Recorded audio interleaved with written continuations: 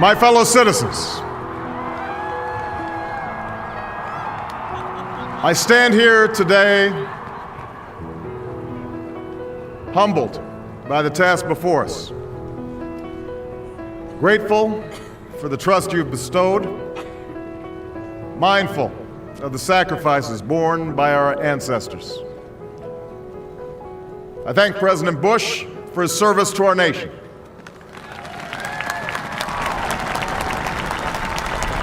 As well as the generosity and cooperation he has shown throughout this transition.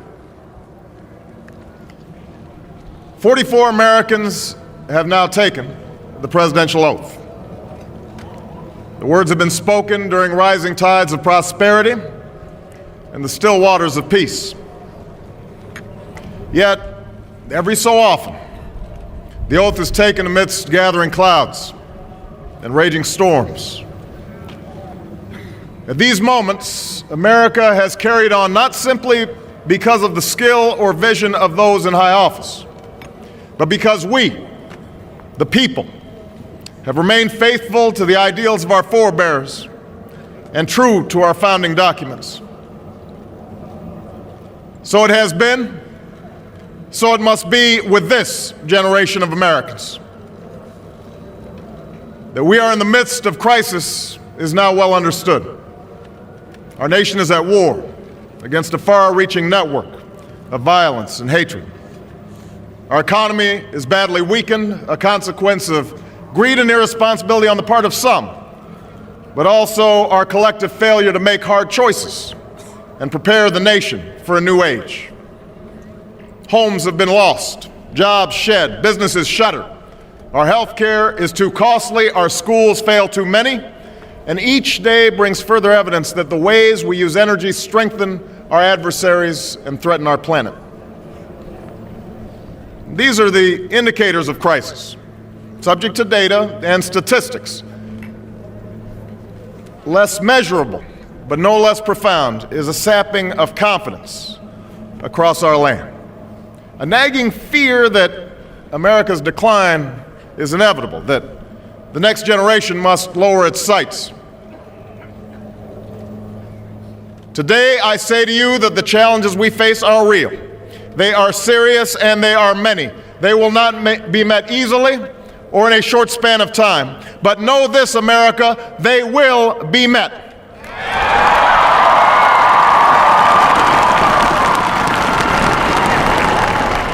On this day, we gather because we have chosen hope over fear, unity of purpose over conflict and discord. On this day, we come to proclaim an end to the petty grievances and false promises, the recriminations and worn-out dogmas that for far too long have strangled our politics. We remain a young nation, but in the words of Scripture, the time has come to set aside childish things. The time has come to reaffirm our enduring spirit, to choose our better history, to carry forward that precious gift, that noble idea passed on from generation to generation, the God-given promise that all are equal, all are free, and all deserve a chance to pursue their full measure of happiness.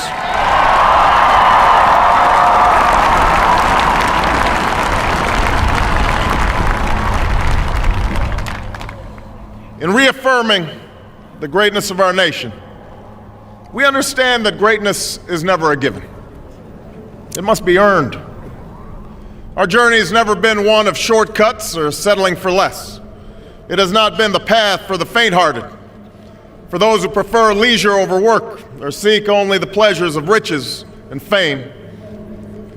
Rather, it has been the risk-takers, the doers, the makers of things, some celebrated, but more often men and women obscure in their labor, who have carried us up the long, rugged path towards prosperity and freedom. For us, they packed up their few worldly possessions and traveled across oceans in search of a new life. For us, they toiled in sweatshops and settled the West, endured the lash of the whip, and plowed the hard earth. For us, they fought and died in places like Concord and Gettysburg Normandy, and Khe Sanh. Time and again, these men and women struggled and sacrificed and worked till their hands were raw so that we might live a better life. They saw America as bigger than the sum of our individual ambitions, greater than all the differences of birth or wealth or faction. This is the journey we continue today. We remain the most prosperous, powerful nation on earth. Our workers are no less productive than when this crisis began. Our minds are no less inventive, our goods and services no less needed than they were last week or last month or last year. Our capacity remains undiminished. But our time of standing pat, of protecting narrow interests and putting off unpleasant decisions, that time has surely passed. Starting today, we must pick ourselves up, dust ourselves off, and begin again the work of remaking America.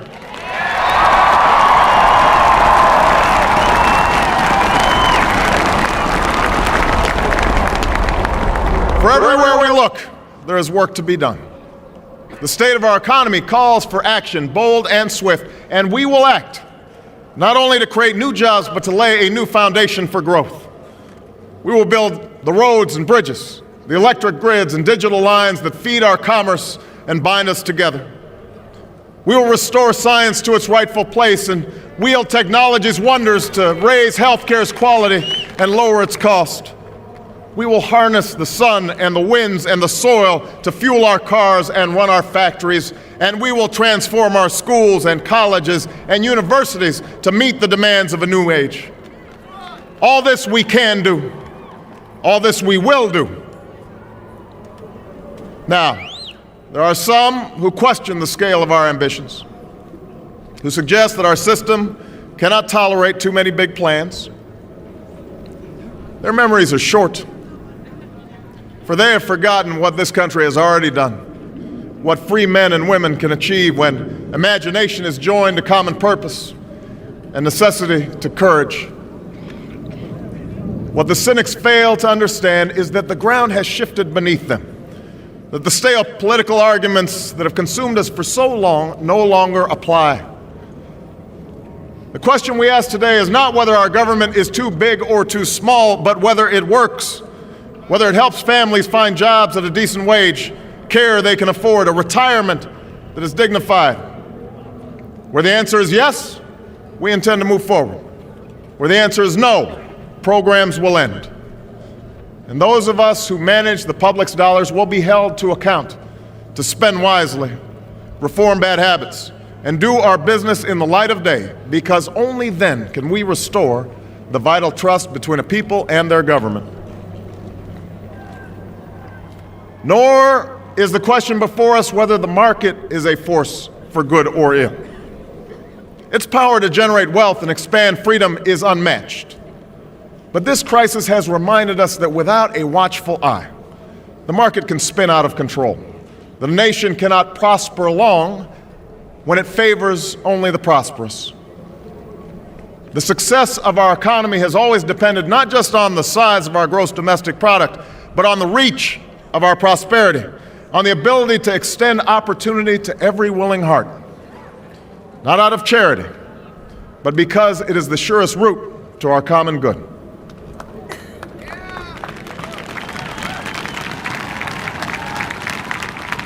As for our common defense, we reject as false the choice between our safety and our ideals. Our founding fathers, faced with perils that we can scarcely imagine, drafted a charter to assure the rule of law and the rights of man, a charter expanded by the blood of generations. Those ideals still light the world, and we will not give them up for expedience sake. And so, to all the other peoples and governments who are watching today, from the grandest capitals to the small village where my father was born, know that America is a friend of each nation and every man, woman, and child who seeks a future of peace and dignity, and we are ready to lead once more.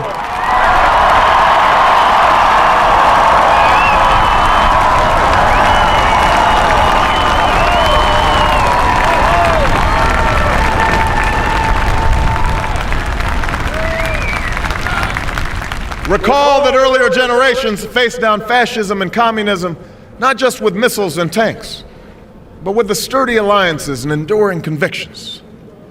They understood that our power alone cannot protect us, nor does it entitle us to do as we please. Instead, they knew that our power grows through its prudent use. Our security emanates from the justness of our cause, the force of our example, the tempering qualities of humility and restraint. We are the keepers of this legacy. Guided by these principles once more, we can meet those new threats that demand even greater effort, even greater cooperation and understanding between nations. We will begin to responsibly leave Iraq to its people and forge a hard-earned peace in Afghanistan. With old friends and former foes, we will work tirelessly to lessen the nuclear threat and roll back the specter of a warming planet. We will not apologize for our way of life, nor will we waver in its defense. And for those who seek to advance their aims by inducing terror and slaughtering innocents, we say to you now that our spirit is stronger and cannot be broken. You cannot outlast us, and we will defeat you.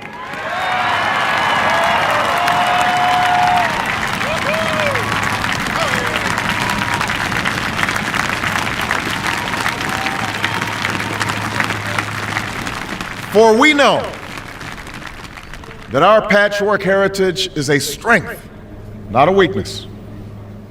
We are a nation of Christians and Muslims, Jews and Hindus, and non-believers.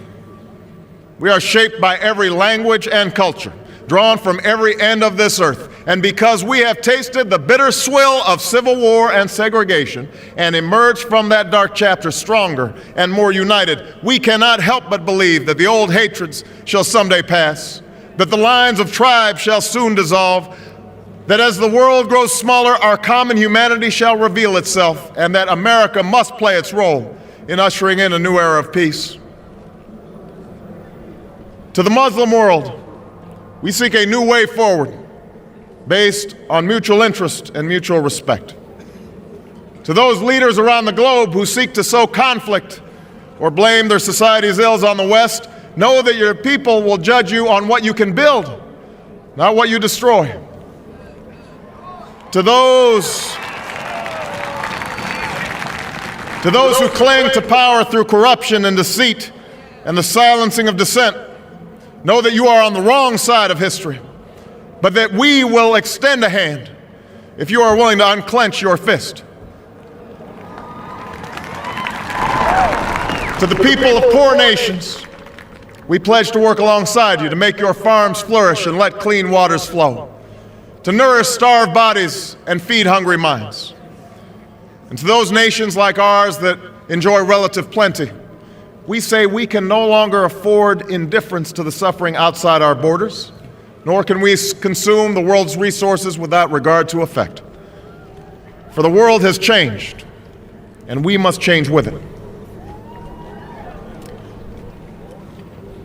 As we consider the road that unfolds before us, we remember with humble gratitude those brave Americans who, at this very hour, patrol far-off deserts and distant mountains. They have something to tell us, just as the fallen heroes who lie in Arlington whisper through the ages. We honor them not only because they are the guardians of our liberty, but because they embody the spirit of service, a willingness to find meaning in something greater than themselves. And yet, at this moment, a moment that will define a generation, it is precisely this spirit that must inhabit us all. For as much as government can do and must do, it is ultimately the faith and determination of the American people upon which this nation relies. It is the kindness to take in a stranger when the levees break, the selflessness of workers who would rather cut their hours than see a friend lose their job, which sees us through our darkest hours. It is the firefighter's courage to storm a stairway filled with smoke, but also a parent's willingness to nurture a child that finally decides our fate. Our challenges may be new. The instruments with which we meet them may be new.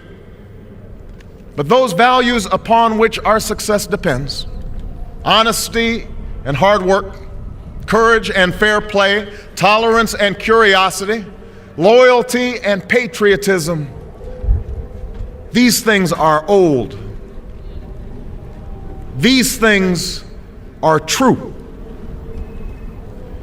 They have been the quiet force of progress throughout our history.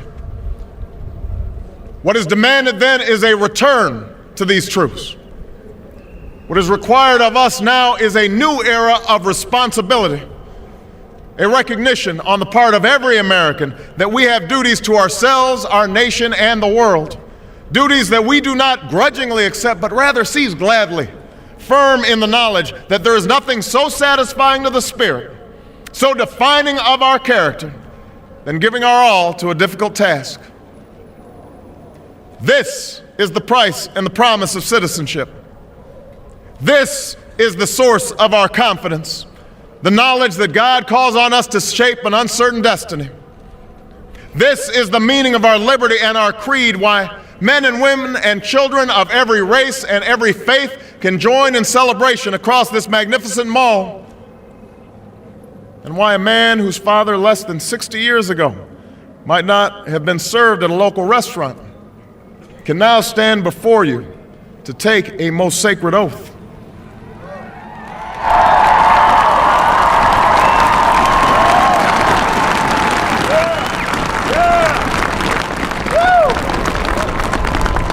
So let us mark this day with remembrance of who we are and how far we have traveled. In the year of America's birth, in the coldest of months, a small band of patriots huddled by dying campfires on the shores of an icy river. The capital was abandoned. The enemy was advancing. The snow was stained with blood. At a moment when the outcome of our revolution was most in doubt, the father of our nation ordered these words be read to the people. Let it be told to the future world that in the depth of winter, when nothing but hope and virtue could survive, that the city and the country, alarmed at one common danger, came forth to meet it. America, in the face of our common dangers, in this winter of our hardship, let us remember these timeless words. With hope and virtue, let us brave once more the icy currents and endure what storms may come. Let it be said by our children's children that when we were tested, we refused to let this journey end, that we did not turn back nor did we falter. And with eyes fixed on the horizon and God's grace upon us, we carried forth that great gift of freedom and delivered it safely to future generations. Thank you. God bless you. And God bless the United States of America.